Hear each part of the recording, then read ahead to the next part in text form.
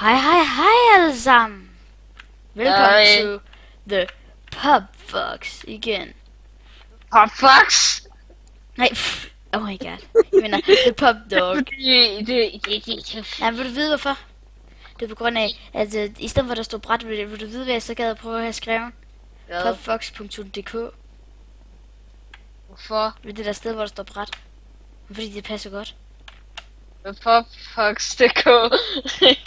Ja, Jeg opretter... oh my god, prøv lige at se ham her. Han har disco. Nej, han er kun sort og hvid. Det er ikke disco, Søren. Det er målstregen. Søren, kom over til mig. Jeg kører over målstregen. Hvor der Kom kommer over til mig. Kom herover til mig. Hvor er du? Vi tager det her med prison. Hvor? Ja. Der. Hvor er du? Der. Prison. Det er Money Walls. Okay, team. Jeg vil gerne være blå. Også mig. Søren, der er parkour. Og hvor? Den starter derovre. Hvordan kunne jeg ikke se det? Yes. Jeg brugte et normalt job derovre endda. Det gjorde jeg også, Søren. Jeg troede du brugte speedjump. Mm. What?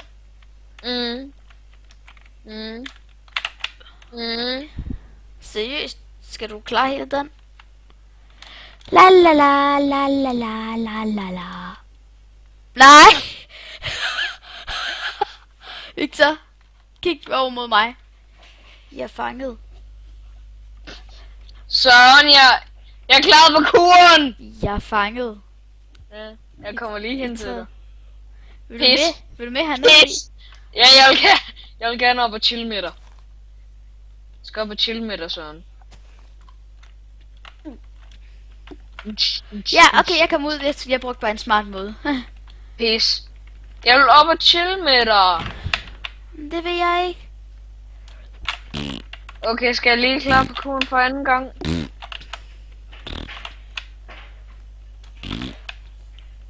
Ej, lad være med den lyd, den er da træls. Yeah. I'm sorry, but this house is closed. Closed. Jeg ved det godt, man kan faktisk gå bare op, og ja. Jeg går lige herop. Man kan ikke gå hele vejen op, så. Nej, oppe på toppen, nej. Oppe på toppen af huset. Lad os gøre det. Ej, okay, det gider Lad os jeg ikke. parkour stå op. Nej. Jeg vil ikke mere parkour. Jeg parkour mig derop. Så det bare, hvor jeg fejler. Ved en af de... Ej, jeg epic failed lige der. Hvad siger du? Pig failed? Nej, jeg sagde epic failed. Det gør jeg også. Jeg fejler det samme sted som dig. Yay! Jeg er bare glad for, at jeg fejler det sted. Jeg siger, hold da kæft, mand. Jeg kom til at bevæge mig for meget, så jeg vil røge ud over kanten. Godt lavet, godt lavet. Jeg misser en blok, fordi jeg drejer for meget rundt. Seriøst, så gik han ind foran hovedet på mig. Ja, bum, tska, bum, tska, bum, tska, bum. Bum, tjaka, bum, tjaka, Jeg bum. synes ikke rigtigt, der er nogen, der joiner det her map. Jamen det gør de. Prøv at se selv her. Det er fordi, det er jo prison. Vil du gerne i prison? Will you in prison? Jeg tror alle der ved, at vi laver YouTubes, har din første video egentlig fået nogle indspilninger? Det tror jeg faktisk ikke. Har den fået nogle likes? Nej. Jeg kommer ind og liker den. Når du finder ud af en speciel Ja, ting. det kan jeg gøre på min iPad. Jeg gjorde det fra min første tablet. Hvordan ved du overhovedet, hvordan du kan give dem lige fra mig? Ja, jeg har jo... leg spike! Oh my god. Oh my god. Nej! Hej! Leg spike! Leg spike! Nej! Jeg faldt hele vejen ned. Jeg faldt ned. Jeg kan bare... Der er et stykke, jeg slet ikke kan klare. Ja, jeg kommer bare længere og længere ned. Cyan. Nej, vi joiner orange, Søren. Det er det fede hold. Nej. Jeg bliver på blå. Blå er det seje hold, fordi at blå kan være en sej farve. Søren, du skal vælge et kit. Når du holder papiret fremme, så højreklik. Så er der et sværmandskit, som gør sådan, du hele tiden har et sværd. Og hvad gør så Scout? Det gør sådan, du har speed 1. Okay, jeg valgte et kit. Hvad valgte du? Jeg valgte Swordman. Swordman? Ja. Jeg valgte speed. Hvorfor? Fordi jeg er god med fart.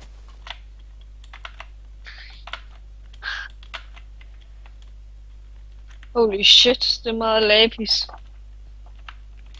Det har jeg faktisk brugt. Jeg tror, de har brugt noget tid på at lave det her sted, faktisk. Ja, jeg var nede i et sort hul. Sort hul? Ja.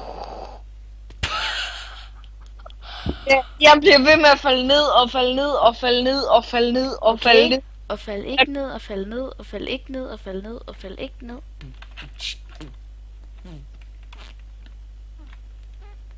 Jeg falder bare ned hele tiden, det er vold irriterende.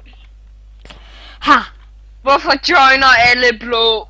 Det er vold irriterende. Join nu orange nogle af jer. Der kan være 15 inde på et hold, og så er de alle sammen bare joinet det hold.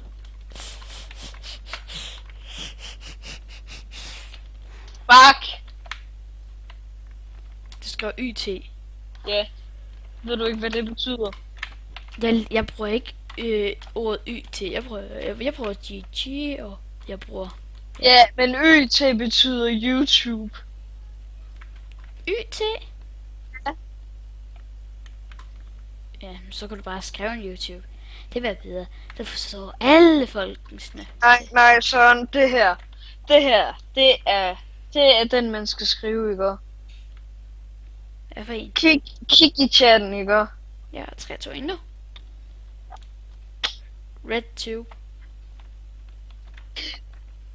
Okay, kender du det, der hedder... Kender du den om? Nej, kender du det her? YouTube Red. Ved du, hvad det er? Ikke helt. Det er sådan, man kan købe. Hvis man lige fjerner det der U og lægger det der Red om på... Så giver det Red Tube. Hvad Red Tube er. Vi er 15 mod 14. Ja, så vi skal beskytte den der Wither Skeleton. Hvor? Den er derovre. Søren, hvor fuck er du? Hej, der er du. Ja, Søren, den er derovre. Så vi skal løbe herind for at skaffe noget jern. Ej, det er ligesom Egg Wars faktisk jo. Der er bare zombier herinde. Ja, og det er Wither Skeleton i stedet for. Jeg er speed. Har du nogle våben eller sådan på dig? Ja, jeg har et, fordi jeg vil Swordman. Men du kan jo også hurtigere løbe væk fra zombierne. Den er broken. Den er også broken. Dø. Hvad koster det for et sværd? Det koster 5 jern for et træsværd. Og stensværd koster 5 guld for. Jeg har ikke nogen guld. Men Jamen, jeg begynder lige at købe mig et træsværd. Man kan også købe enchanted sværd. Og man kan købe dirrustning i det her. Og enchanted. Man kan bare blive total tank. My god, det træsværd kan komme til at skade meget. Det kan komme til at skade noget 6. Så er det bare sådan, kun? Yeah, kun. Ja, jeg har ikke fået noget mad, Søren. Så jeg kan bare gå rundt. Oh, it's broken. What you have? 30 jern. Ja, hvor meget guld sagde du, det kostede for et stensværd? 5.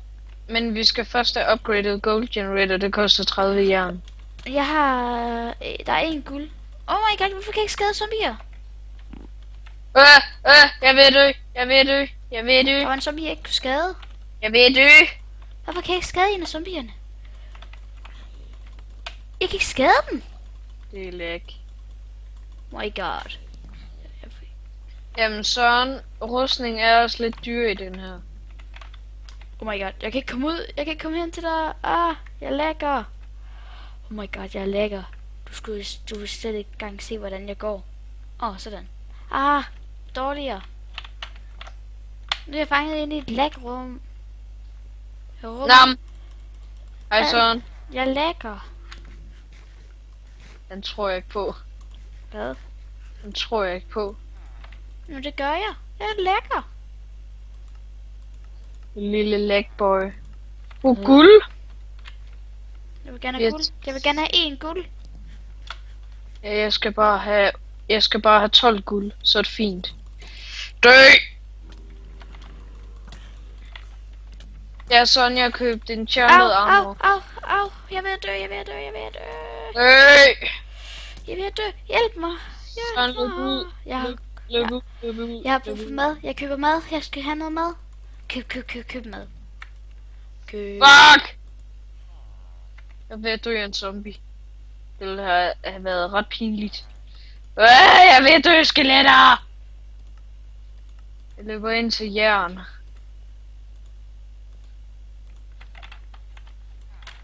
Jeg æder en gulerod. Det er ikke nok mad. Jeg æder et guldæble. Så får jeg noget liv.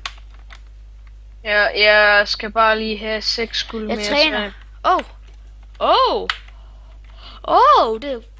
Det er sejt at træne i det her. Hvorfor så du og camper på guldgeneratoren, skelet? Svar mig.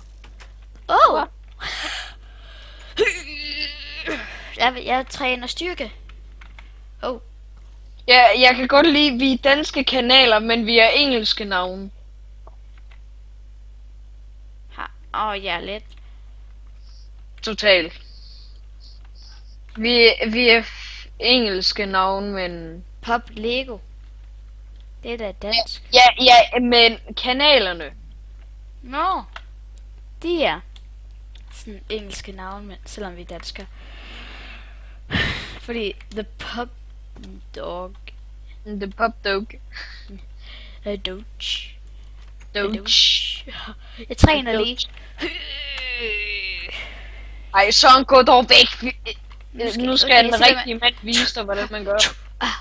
Godt job. Se her, sådan her gør man. Nej, ledningen er gået over. Jeg må fikse den. Klik.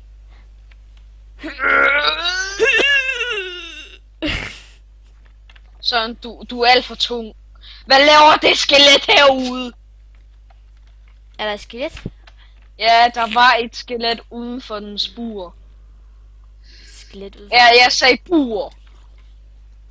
Kan zombier sådan komme ud fra? Ja, men det kan ikke skade dig derude. Så det er fint. Jeg har en enkelt diamond. Har du? Ja.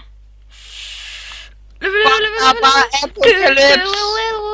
Au. Det gør ondt.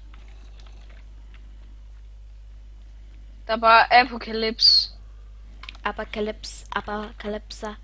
Ja, fordi der er skeletter og zombier, der skyder efter os. Jeg døde. Der ligger diamonds. Han tog mine diamonds. Ja, men sådan, du skal ikke dø. Jeg spawner. Hvor er de andre overhovedet? Det er egentlig talt. Holy shit, de er allerede guldarmor. Nej. Nej, det er andet hold. Jernarmor med ja. Det er vel lidt dårligt med guldarmor. Ja, jeg holder dem væk. Hey, flyt dig. Prøv at få noget. Nej, lad være med at slå mig væk. Jeg skal have min diamond. Jeg skal have diamond.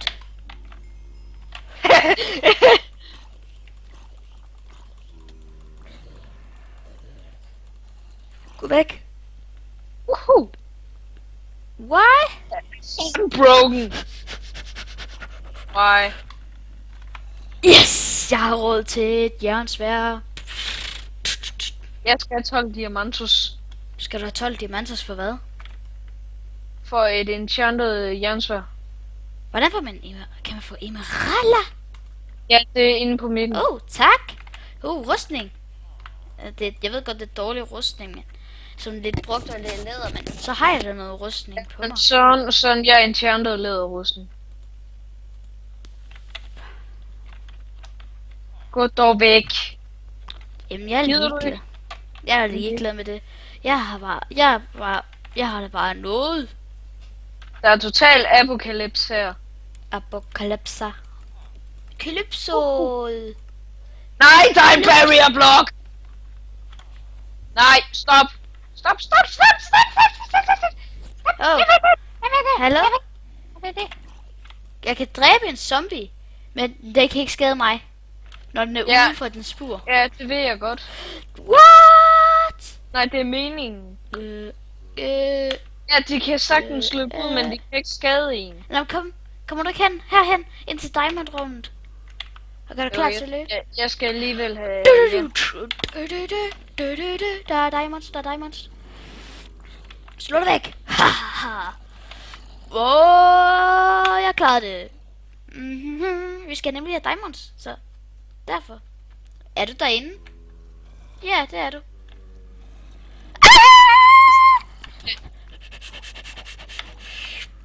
Jeg er heldig, der ikke er skeletter herinde.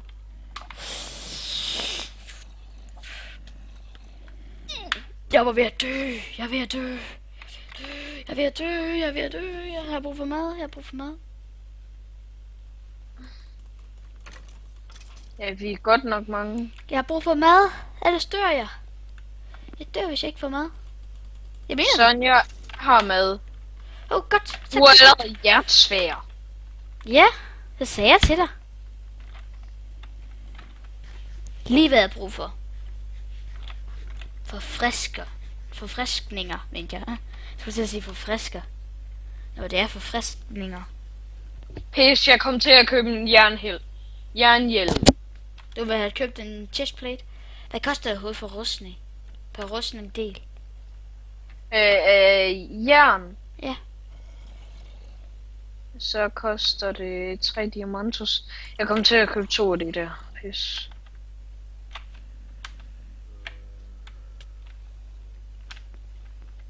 Jeg venter, jeg skal have lidt liv.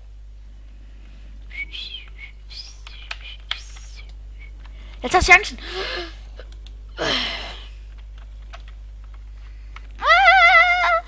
Ud. Ned. Pis. Walls are Falling. Jeg kan ikke lide det. De falder. Nej, jeg sidder fast i et hjørne.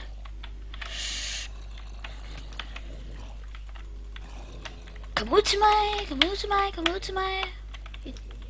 Der er en zombie med jernsvær efter mig. Kan de få jernsvær? Tror jeg. Nej, ellers så var det bare et stensvær.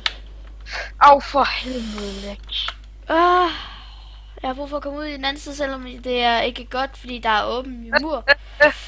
Jeg har brug for... Ja, sådan der er virkelig meget lag på serveren. Som om jeg ikke ved det. Okay, murene er... Jeg tør ikke. Men der er jern til mad. Der er en zombie på vej hen mod mig. Nej. Du må ikke dræbe mig. Au, det gjorde ondt. De skader et halvt hjerte endda. Men der er så mange af dem. Det her gør også ondt.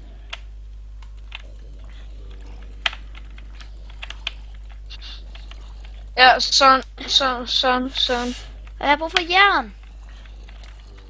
Au, jeg har kun et halvt hjerte. Jeg tør ikke at gå derind, slet ikke. Jeg har kun et halvt hjerte. Bukser. Sådan, se lige mit fancy sværd. Ja. Glimter. Har du måske noget jern? Nej, jeg har heller ikke noget mad. Han er god level. Kan du skynde dig måske derind og hente noget jern? Jeg har kun et halvt hjerte. Du kan få et golden apple.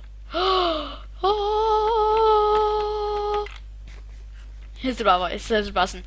Når jeg har sagt det der.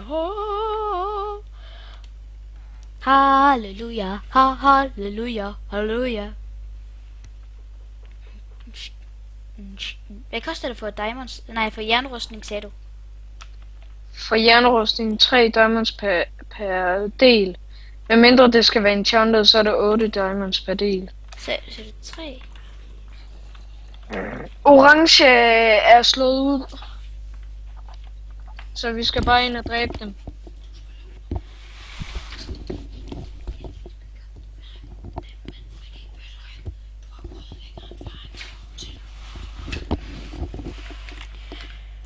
Jeg skal til at lukke. Pis. Så er optagelsen udlagt. Jeg køber lige en rustning til dig så. Mig? Ja. Ja, Dia. Nej, jeg har ikke råd til dia. Men jeg har råd til en jernchestplate. Okay, jeg skynder mig lige tilbage. Der er en orange. Skal jeg gå ud i krigen med den til dig? Ja.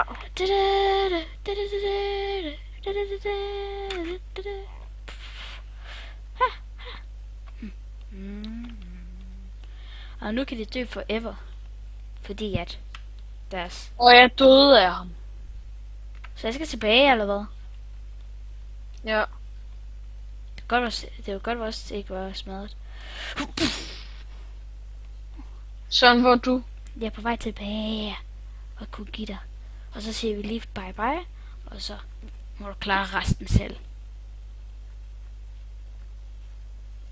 Du sagde, du havde jernrustning, eller Ja. hvad? Det har jeg allerede. Du har lige købt det, ikke? Nej, ja. Der var en, der kastede det. Jeg har en diamond. En enkelt. Du får alt mit. Alt det her på mig. Okay, er du klar? Ja.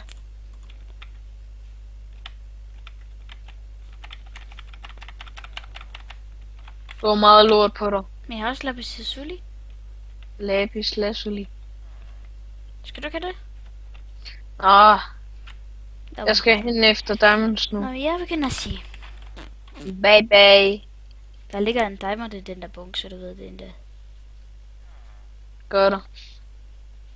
Nej, du køber ej. Nej, for jeg har allerede givet den. Fuck dig. Jeg havde allerede givet den, der er den jo. Okay, men... Du smider den der diamond ud. Kan se en diamond ud. Ja, en enkelt diamond. Altså, så tager jeg det bare tilbage.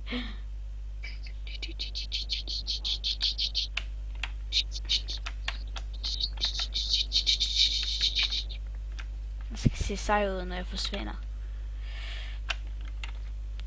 Jeg kaster lige mit sværd ud.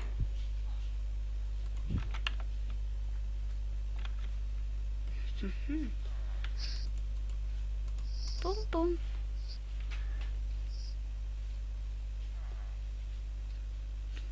Bum, bum. Jeg kan se bedre ud sådan der. Sådan, er du klar til at sige bye bye? Bye bye. Men du er her ikke, så du kan ikke sige bye bye. Jamen sådan, den der video, den er ødelagt på grund af det der. Ja, men man kan stadig sige bye bye. Nå, men bye bye alle sammen. Så jeg siger rigtig mange tak for at I så med. Så bye bye! Bye. Der er kun én